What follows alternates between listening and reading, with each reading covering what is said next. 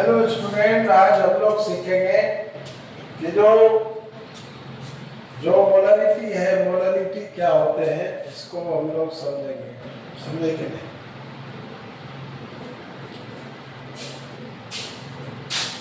Solution.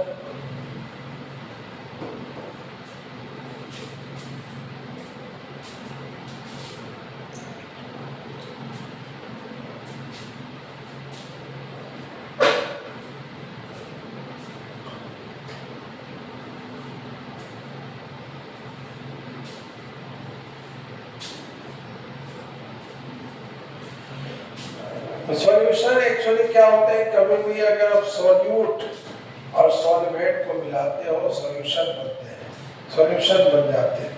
तो हम लोग सॉल्यूट क्या है? सॉल्यूट जैसे नमक, जैसे शुगर या सॉल्ट आप वाटर में डालते हो तो सॉल्ट और वाटर का कॉम्बिनेशन बना तो समझो कि बन गया सॉल्यूशन बन गया।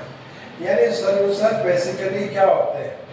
सॉल्यूट और सॉल्वेट का कॉम्बिनेशन होता है। सॉल्यूट जैसे आपका हो गया नमक, चीनी, ये सब हो गया सॉल्यूट। सॉल्वेंट क्या हो गया? जैसे वाटर, बेंजीन, कोई भी लिक्विड जिसमें डिसॉल्व हो जाता हो। ऐसा नहीं है कि अगर हम लोग पानी में बालू मिला दिए तो बालू देखिए डिसॉल्व नहीं होते, तो वो सॉल्वेंट नहीं होगा। सॉल्वेंट तभी होगा जब उसको डिसॉल्व कर पाएंगे।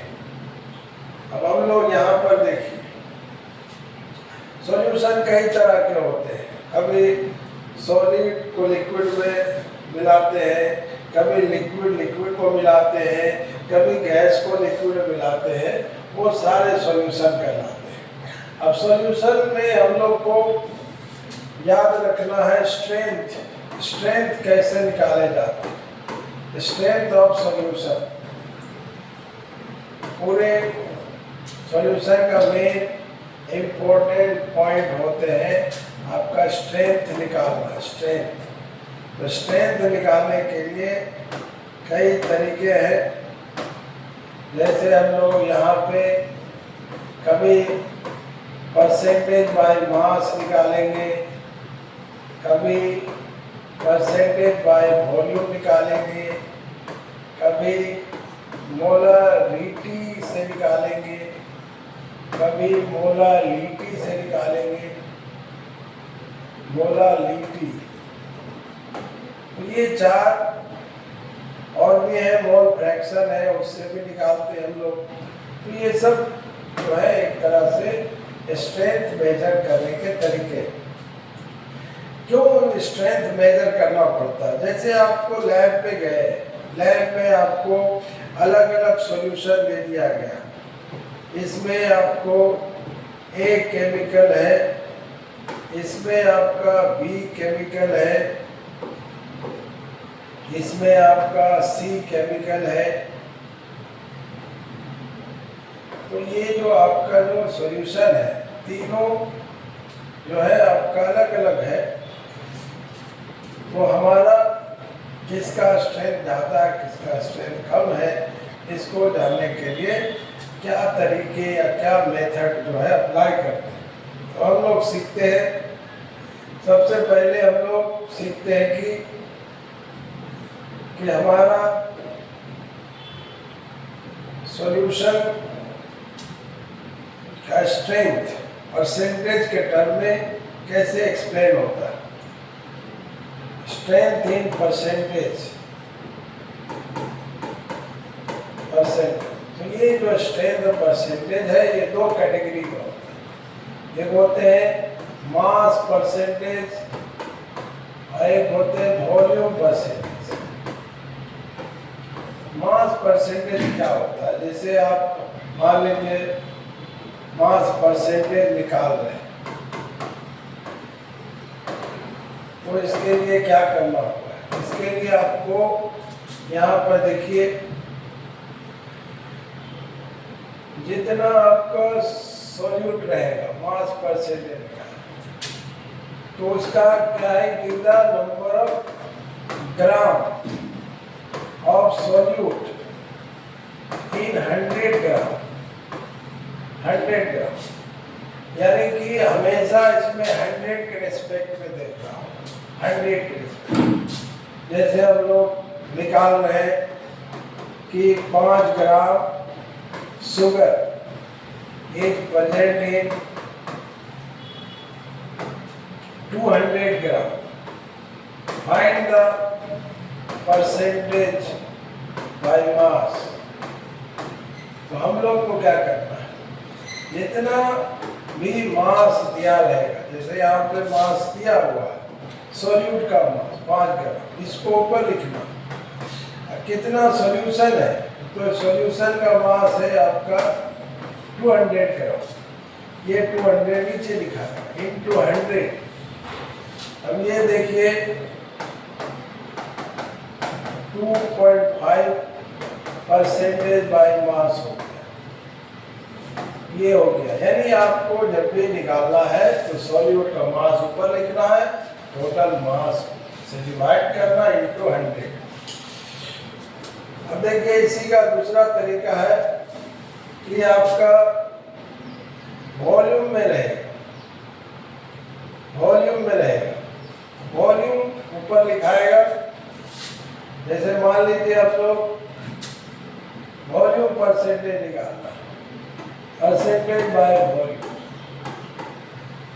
तो यहाँ पे हमारा क्या देखना है कि जितना नंबर ऑफ ग्राम होगा of solute in 100 ml solution, तो ये हो गया परसेंटेज बाय वॉल्यूम। जैसे यहाँ पे हम लोग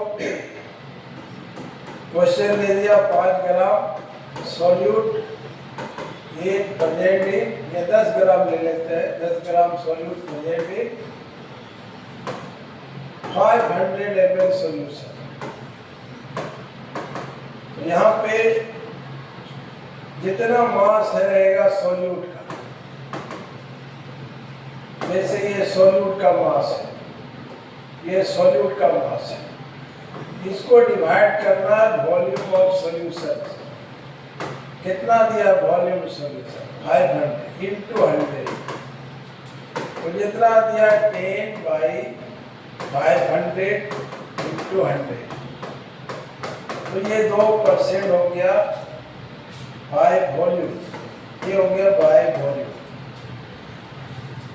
अब देखो यहाँ पे कभी कभी वॉल्यूम का परसेंट में दोनों वॉल्यूम भी दिया जा सकता है। जैसे आपका सॉल्यूट भी, जैसे यहाँ सॉल्यूट ग्राम में दिया है, कभी कभी सॉल्यूट वॉल्यूम में दे दिया जाएगा कि 2 ml प्रेजेंट है 200 ml में, तो क्या होगा वॉल्यूम परसेंट। तो volume percentage mass by volume के रेस्पेक्ट में भी होते हैं, अब वॉल्यूम परसेंटेज वॉल्यूम के रेस्पेक्ट में भी होते हैं। तो जैसे वॉल्यूम के रेस्पेक्ट में देखें, जैसे यहाँ पे वॉल्यूम परसेंट बाय वॉल्यूम, तो यहाँ पर देखिए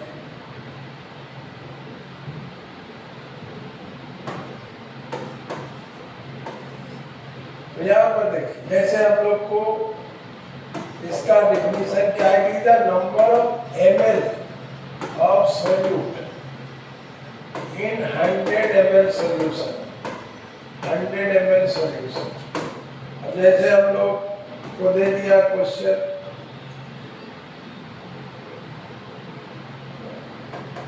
हम लोग क्वेश्चन दे दिया है कि 20 ml अल्कोहल, अल्कोहल का नाम दे देते हैं इथाइल अल्कोहल, ये भी लिक्विड है, is mixed to for 500 ml solution,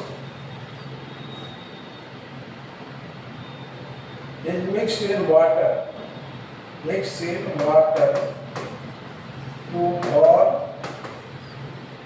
500 ml solution. Find the percentage by volume.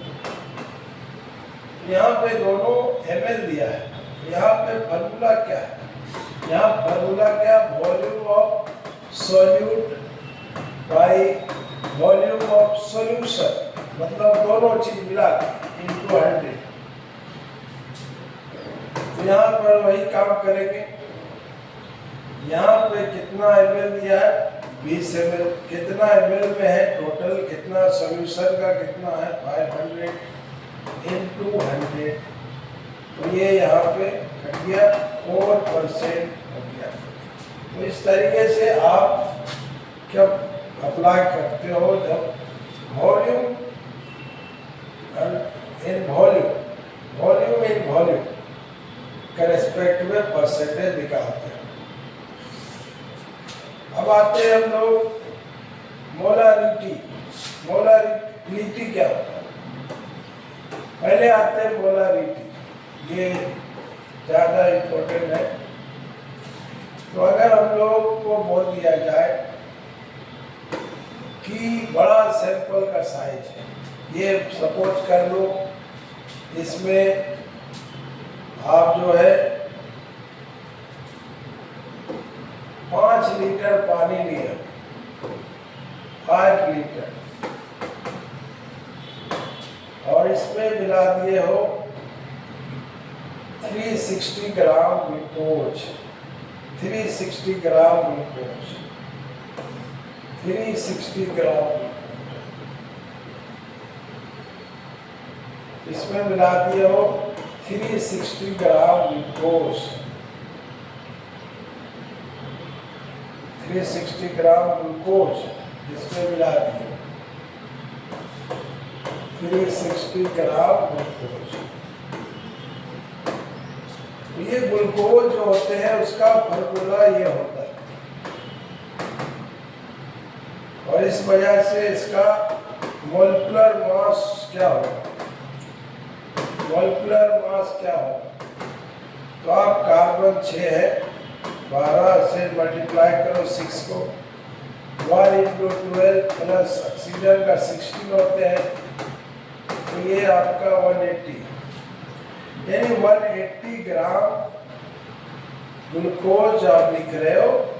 तो आप लिख रहे हो 1 मोल ग्लूकोज, क्योंकि जितना किसी का मोलिकुलर मास होता है उसके बराबर क्वांटिटी को 1 मोल कहते हैं। तो यहाँ पर अंदाजा लगाओ कि 360 ग्राम में कितना मोल होंगे, ऑब्वियसली 2 मोल होंगे। 180 में 1 मोल है तो 360 में 2 मोल होंगे, यानी आप एक्चुअली इसमें 2 मोल डाले हो 5 लीटर। तो यहाँ पे मोलरिटी क्या होगा, मोलरिटी क्या होता है, जितना मोल डाला गया है, कितना मोल डाला गया, 2 मोल डाला गया, कितना लीटर में डाला गया है, 5 लीटर में डाला गया। तो जितना मोल है उसको लीटर से डिवाइड करने पर जो क्वांटिटी आते हैं, जैसे यहाँ पे आए 0.4, तो यही हो गया मोलरिटी। इसको डिनोट करते हैं कैपिटल M से। तो मोलरिटी क्या होते हैं, it is the number of मोल, या इसको हम लोग मोल 0.4 मोल पर लीटर भी कर सकते हैं, 0.4 मोल पर लीटर।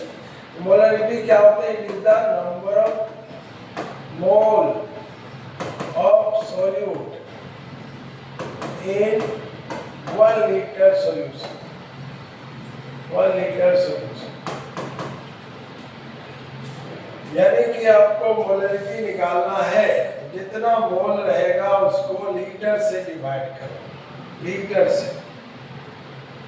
यहाँ पर मास नहीं होगा, वॉल्यूम इन लीटर, वॉल्यूम यहाँ पर वॉल्यूम होगा, ठीक है,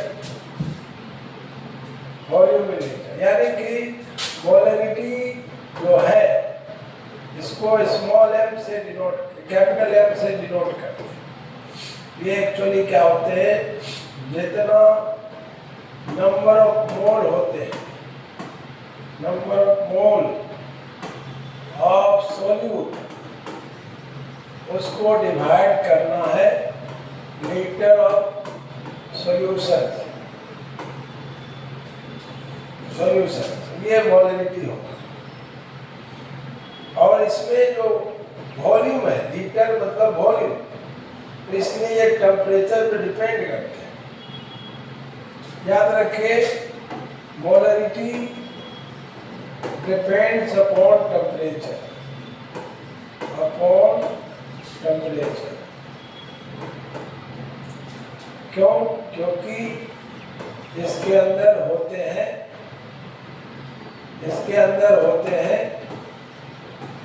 volume of solution,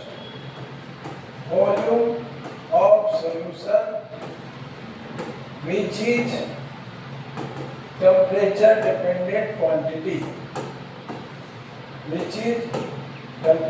dependent quantity, तो इसलिए याद रखें, मोलरिटी डिपेंड्स करते हैं टेम्परेचर पे। और अगर हम लोग देखें 1 m लिखा है, समझेंगे 1 मोलर, 0.5 m लिखा है तो 0.5 मोलर, ऐसे कर सकते। अब जैसे कभी कभी घुमा के क्वेश्चन पूछ देता है कि what mass of NaOH must be dissolved in 200 ml solution to get 0.5 m molar solution। तो यहाँ देखो, जेई नीट में टेक्निक याद रखोगे, मास ऑफ सॉल्यूशन निकालना है, मास ऑफ सॉल्यूट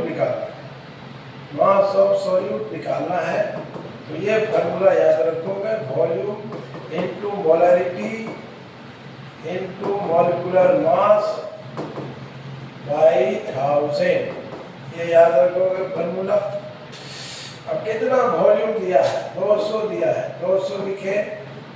मोलरिटी कितना दिया है? 0.5 लिखे। NaOH का मॉलिक्यूलर मास कितना है?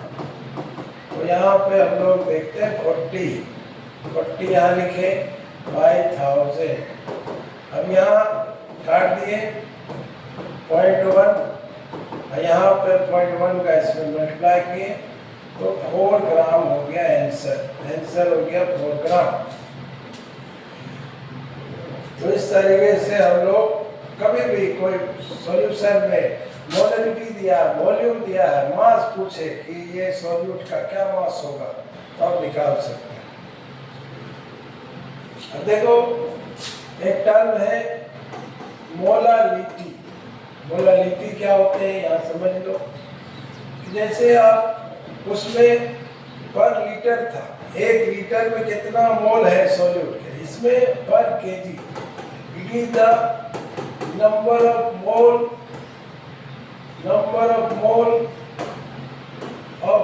Of solute in 1 kg solvent. 1 kg solvent में कितना मोल है, यानी कि, और इसको डिनोट करते हैं y स्मॉल है, और इसका यूनिट होते हैं मोल पर केजी। तो यहाँ पे हमारा मोलालिटी जो है वो इक्वल टू हो गया जितना नंबर ऑफ मोल है सॉल्यूट का बाई केजी ऑफ सॉल्वेंट, यहाँ केजी ऑफ सॉल्वेंट। अब जैसे इसको अप्लाई करते हैं, कि दिया है कि 9.8 ग्राम H2SO4 is dissolved in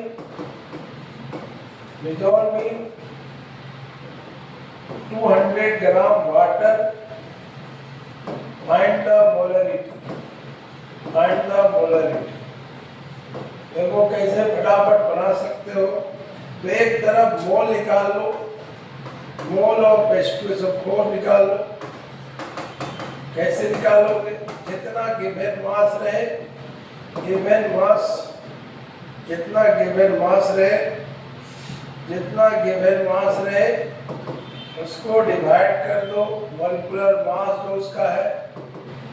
अब जैसे यहाँ पे H2SO4 होते हैं, इसका 98 मॉलिक्यूलर मास होते हैं, तो 9.8 को डिवाइड करें 98 से 0.1 मोल हो गया।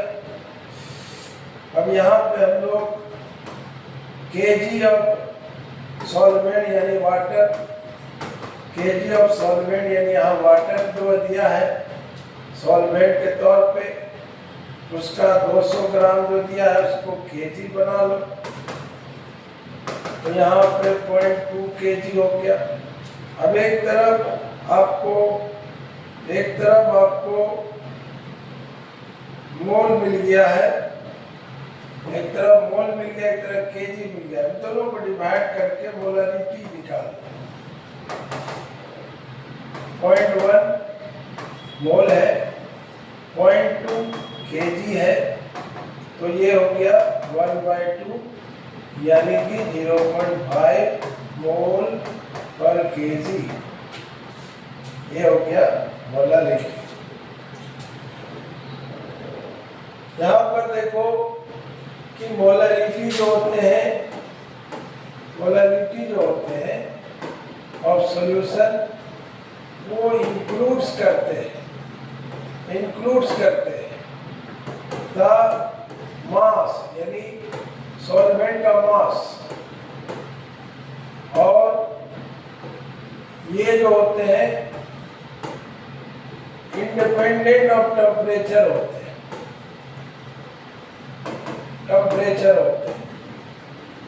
इसलिए मोलारिटी भी, क्योंकि मास डिपेंड नहीं करता है, इसलिए मोलारिटी भी वो भी क्या होंगे, मोलारिटी भी क्या होंगे, इंडिपेंडेंट होंगे temperature, independent of temperature. Clear? यहाँ पे हम लोग जब मोलारिटी निकालते हैं तो क्या लेते हैं, mole of solute by kg of solvent, और kg यानी कि मास, ये मास अब ले रहे, मास ले रहे हो, इसलिए ये चेंज नहीं होगा तो ये भी चेंज नहीं होगा। इसलिए जब भी हम लोग कोई टेम्परेचर रिलेटेड टर्म मेजर करेंगे तो वहां पर मोलारिटी सबसे बेहतर होता है, मोलारिटी इज द बेस्ट।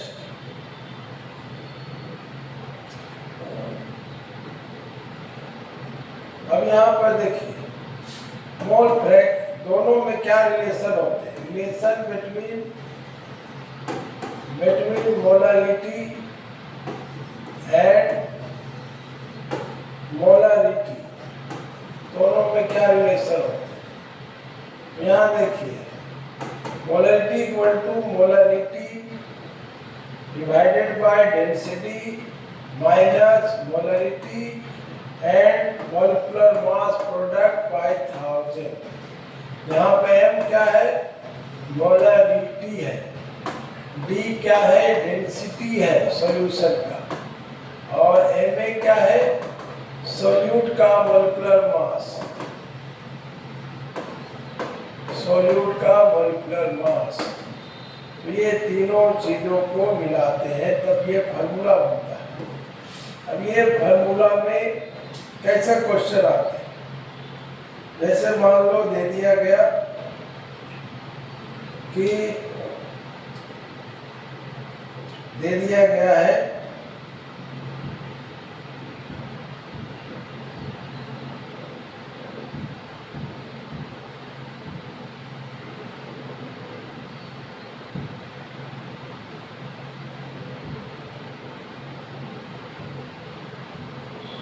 दे दिया गया क्वेश्चन कि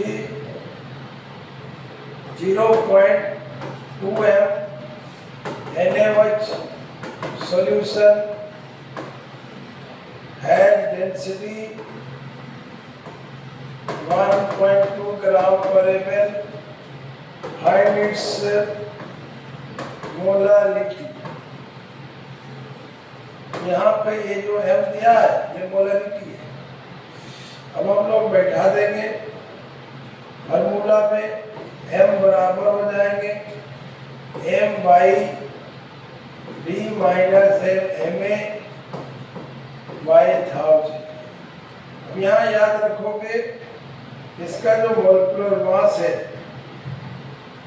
इसका जो मोलिकुलर मास है 23 प्लस 16 प्लस 1 यानी 40 है। याद रखना ये चीज अप्लाई होगा। m के जगह यहाँ 0.2 लिख दिए, डेंसिटी के जगह 1.2 लिख दिए, माइनस m के जगह फिर 0.2 लिख दिए, इनटू इसका जो मोलिकुलर मास 40 है वो लिख दिए। अब डिवाइड कर दिए 1000 से, तो 0.2 1.2 माइनस 0.008 इतना आ गया। अब इसको हम लोग सॉल्व किए तो यहाँ पे 0.167 आ जाएंगे। तो ये जो हम लोग देखे कि मोलारिटी दिया है, मोलारिटी दिया है और मोलारिटी हम लोग निकाल दिए। तो इस तरीके से दोनों में कोई चीज अननोन रहे आप निकाल सकते हैं। और लास्ट टॉपिक समझना है मोल फ्रैक्शन क्या होता है। मोल फ्रैक्शन तो इसका जैसे इस तरह समझिए कि जैसे हम लोग हमारे प्लेनेट होते हैं, उस प्लेनेट में 3 हिस्सा क्या होते हैं, वाटर होते हैं। 3 हिस्सा वाटर है और 1 हिस्सा जमीन होते हैं, ये जमीन है। तो आपको इसको बोला जाए, बताइए how much part of earth is contains water. तो यहाँ पे आप देखिए 3 आउट ऑफ 4 ये 4 हिस्सों में, उसमें से आपका 3 हिस्सा में पानी है। इसका जमीन का हिस्सा पूछा है 1/, इसी को कहते हैं मोल फ्रैक्शन। तो मोल फ्रैक्शन क्या होते हैं, it is the ratio of number of मोल। अब जैसे कि ये जमीन का हिस्सा लेके कर रहे हो, पानी का हिस्सा लेके कर रहे हो, आपको यहाँ पे मोल का हिस्सा लेना। कि जैसे मान लीजिए एक सॉल्यूशन बना है, इस सॉल्यूशन में मान लीजिए 5 मोल पानी है, 5 मोल वाटर है, और इसमें 2 मोल मान लीजिए कोई सॉल्यूट है, जैसे शुगर है या ग्लूकोज है, ये 2 मोल है। तो टोटल कितना मोल है इसमें, 5 + 2 7। तो यहाँ पे हमारा वाटर का, ये आपका शुगर है, ये आपका वाटर है, ये वाटर है। तो वाटर का हिस्सा कितना है, 5 है, यानी वाटर का हिस्सा पूछा जाएगा तो हमारा क्या होगा 5 आउट ऑफ 7। और अगर शुगर का हिस्सा पूछा जाएगा तो 2 आउट ऑफ 7। तो ये जो फ्रैक्शन हो गया ये मोल के टर्म में है, तो ये मोल फ्रैक्शन होगा। यानी कि एक तरह से रेशियो होते हैं number of mole of a component to the total number of mole of the solution। Solution की जगह पे मिक्सचर भी हो सकते हैं, सॉल्यूशन या मिक्सचर कुछ भी रहे। यानी कि अगर हम लोग मान लीजिए मोल फ्रैक्शन निकाल रहे हैं, मोल फ्रैक्शन निकाल रहे हैं, A का मोल फ्रैक्शन मान लो इसको A, इसको मान लो B। तो A का मोल फ्रैक्शन निकालना है तो A का मोल डिवाइडेड बाय टोटल मोल, इसमें B का भी मोल ऐड होगा। उसी तरह अब इतना बड़ा ना लिख के आप लिख सकते हो एक से,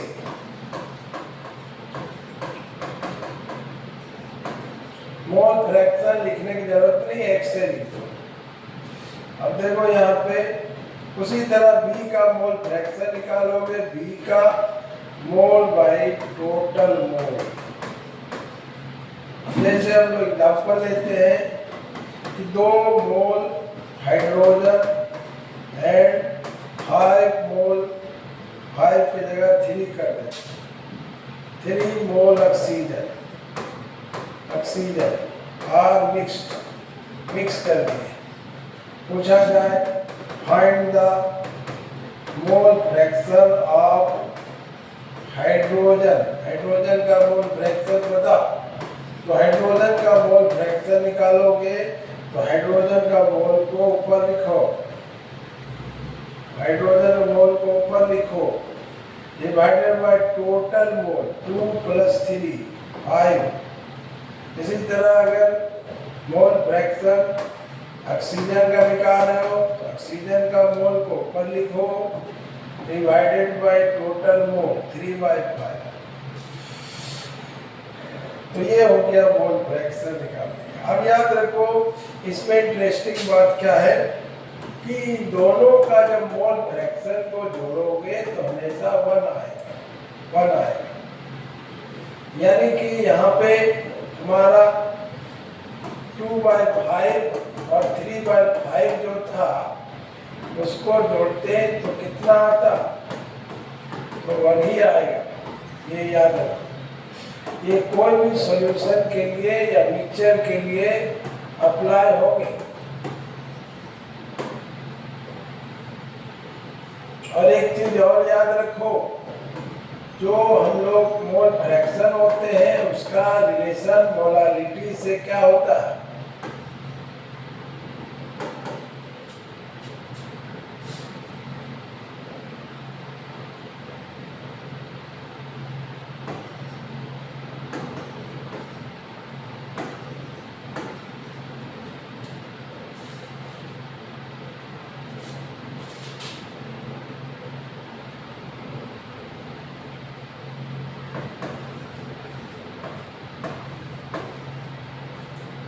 देखो यहाँ पे अगर हम लोग कोई सॉल्यूशन में मोलालिटी दिया, मोल फ्रैक्शन निकालना तो ऐसे निकालो। यहाँ पे Mg क्या है, molecular mass of solvent, solvent का मोलिकुलर मास। अब जैसे मान लो सॉल्वेंट अगर पानी हो और सॉल्यूशन इन वाटर, मान लो कोई सॉल्यूशन वाटर में बना रहे हो, तो यहाँ पे Mg का वैल्यू जो H2O का मोलिकुलर मास है उसके बराबर, तो यहाँ पे फार्मूला हो जाएंगे, यानी कोई भी क्वेश्चन में एक्वस सॉल्यूशन लिखा रहे तो वहां पे ये फार्मूला और सिंपल हो जाते हैं, क्योंकि यहाँ पे जो दिया है Mg उसके जगह 18 बैठाओगे तो आपको डिवाइड करने पर इतना आएंगे। तो ये फार्मूला कब अप्लाई करोगे, ये फार्मूला कब अप्लाई करोगे, जब एक्वस रहेगा, यानी सॉल्यूशन में पानी मौजूद होगा, वाटर। तो ये जो है हमारा तरह तरह के स्ट्रेंथ ऑफ सॉल्यूशन है, जिसको आपको बढ़िया से समझ लोगे, बार बार वीडियो को रिपीट करके देख लोगे तो आपको उम्मीद है इस पर कोई सवाल छूटेगा नहीं। Thank you.